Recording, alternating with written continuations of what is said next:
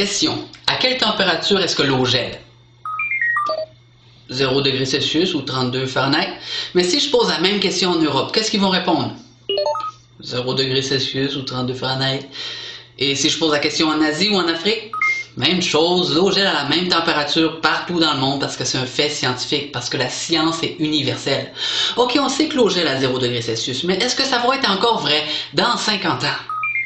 Mais oui, les faits scientifiques ne changent pas avec le temps. Donc la science est universelle et intemporelle. Maintenant, si je demande à quelqu'un de m'expliquer la théorie de l'évolution, est-ce que je vais avoir exactement la même réponse partout? Et dans 50 ans, est-ce qu'on va dire exactement la même chose? Vous voyez, c'est pas vrai que l'évolution est un fait scientifique. Sinon, tout le monde aurait les mêmes réponses et ces réponses-là ne changeraient pas avec les années. Aujourd'hui, c'est pas ce qu'on disait hier, mais c'est ce qu'on dit aujourd'hui. L'évolution dit que l'univers a commencé il y a 13,7 milliards d'années.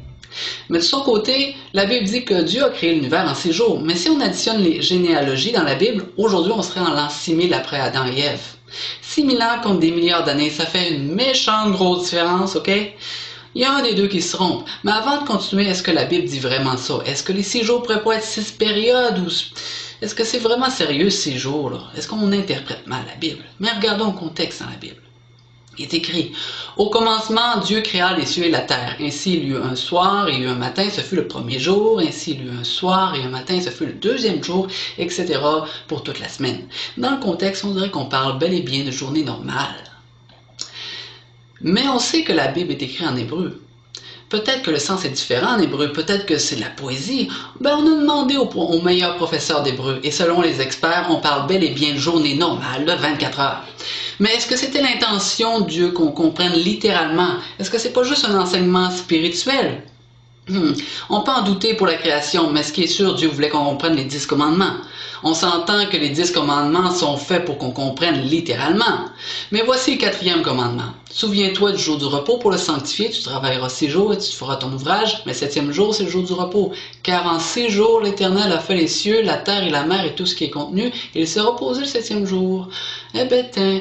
Donc, il est clair que l'intention de Dieu est qu'on comprenne que lorsque Dieu emploie le mot jour, il parle bel et bien de journée normale.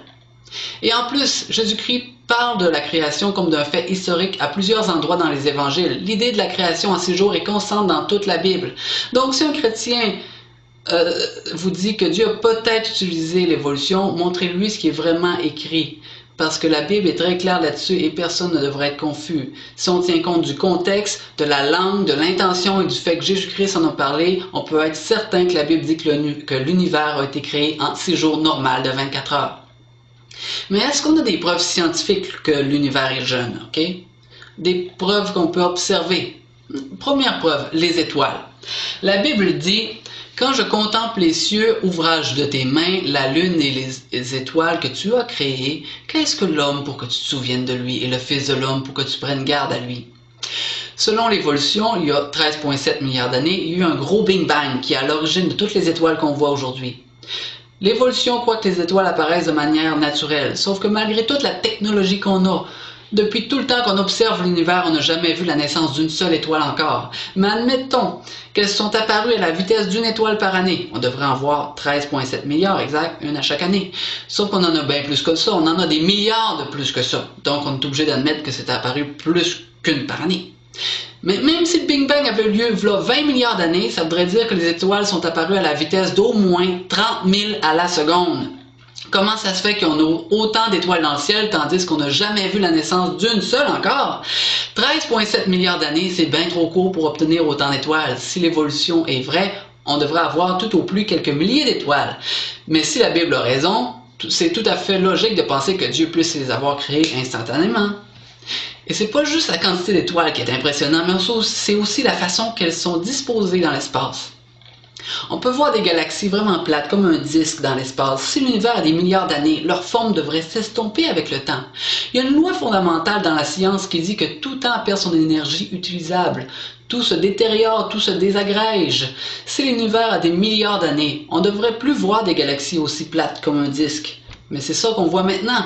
Et les galaxies en spirale aussi, elles tournent. Si elles tournaient depuis des milliards d'années, leur forme ne devrait plus être reconnaissable non plus. Elle ne peut pas être aussi vieille que l'évolution le dit, parce que selon la science, tout est en train de perdre son énergie, se décomposer, se désagréger. Même principe pour les planètes. On sait que le champ magnétique des planètes diminue avec les années. Comment ça se fait qu'on trouve des planètes avec un champ magnétique élevé? Après des milliards d'années, leur champ magnétique devrait diminuer, presque rien, mais c'est pas ce qu'on observe. Le Soleil et la Lune sont une autre preuve que la Bible a raison et que l'univers est jeune. On sait que la vie sur Terre dépend du Soleil parce qu'il nous apporte la chaleur et la lumière, mais plus on recule dans le temps, plus le Soleil devrait être gros. Si on recule de 6000 ans, ça ne change rien, mais si on recule de milliards d'années, le Soleil devrait être énorme, on aurait dû être calciné. La Lune est nécessaire à la vie aussi. Elle s'occupe des marées et sans la Lune, la planète serait un gros marécage et la vie serait impossible. Et on sait que la Lune s'éloigne d'environ 4 cm de la Terre à chaque année. C'est un fait scientifique qu'on peut observer. Il y a 6000 ans, la Lune aurait été à 250 mètres plus proche de nous et ça ne change rien.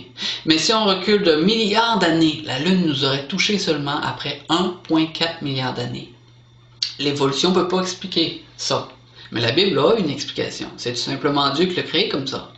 Et lorsqu'on a mis le pied sur la Lune, on a découvert qu'il y avait moins de 2 pouces de poussière dessus. Et on sait que la poussière s'accumule parce qu'il n'y a pas d'atmosphère, donc elle ne peut pas s'envoler. Si la Lune existe depuis des milliards d'années, il devrait y avoir des mètres de poussière, mais ce n'est pas le cas. Moins de 2 pouces, c'est l'accumulation de poussière qu'on aurait pour 6000 ans. Et à chaque année, au mois d'août, on peut voir les Perséides. C'est des comètes. Puis les comètes, c'est des boules de glace et de poussière qui se désintègrent un peu à chaque fois qu'elles s'approchent du Soleil. Si l'univers a quelques milliers d'années, il n'y a pas de problème d'expliquer les comètes. Mais si l'univers a des milliards d'années, comment ça se fait que les comètes ne sont pas complètement désintégrées? L'évolution dit qu'il y a une sorte de réservoir de comètes cachées au fin fond de l'espace, mais on n'a aucun fait scientifique pour appuyer ça. À cause du nombre d'étoiles dans le ciel, de la manière qu'elles sont disposées dans l'espace, de la grosseur du Soleil, de la distance qui nous sépare de la Lune, de la quantité de poussière qu'il y a sur la Lune, et à cause qu'on peut encore voir les comètes aujourd'hui, on est obligé d'affirmer que l'univers doit être jeune. Mais on a encore d'autres preuves. Dans toutes les recherches qu'on a faites sur les fossiles, on a toujours constaté que les animaux avaient des yeux. Même les dinosaures avaient des yeux, et des yeux qui fonctionnent. Personne ne pense que les dinosaures étaient aveugles, mais en plus de ça, il y a toutes sortes de variétés d'yeux. Pourtant, les yeux sont des organes très complexes. Même Charles Darwin a dit, et je le cite, « La supposition que l'œil a été formé par évolution me semble au plus haut point absurde. » L'évolution dit que les dinosaures sont disparus il y a des millions d'années, 65 millions d'années. Comment un animal sous-évolué a pu se retrouver avec un organe aussi complexe et perfectionné que des yeux? C'est comme si on trouverait un dinosaure avec une caméra Sony dernière génération entre les mains. Où est-ce qu'il a bien pu trouver ça? L'évolution ne peut pas expliquer ça. Mais la Bible peut l'expliquer. Dieu l'a créé comme ça dès le début. Et à propos des dinosaures, une archéologue, le docteur Mary Schweitzer, a trouvé des globules rouges à l'intérieur d'un os de T-Rex. On avait dû le casser pour le transporter en hélicoptère. L'archéologue a découvert que les tissus étaient encore élastiques et spongieux. C'est impossible d'expliquer comment des cellules vivantes ont pu survivre pendant des millions d'années. À moins que les dinosaures soient pas aussi vieux qu'on le pense. On a répandu la nouvelle dans les musées. Puis ils ont répondu, on va commencer à vérifier. Mais comment ça se fait qu'ils n'ont jamais vérifié ça avant? Ils avaient juste supposé que ce qu'on leur avait dit était vrai. Il ne faut jamais supposer de ce qu'on vous dit est vrai.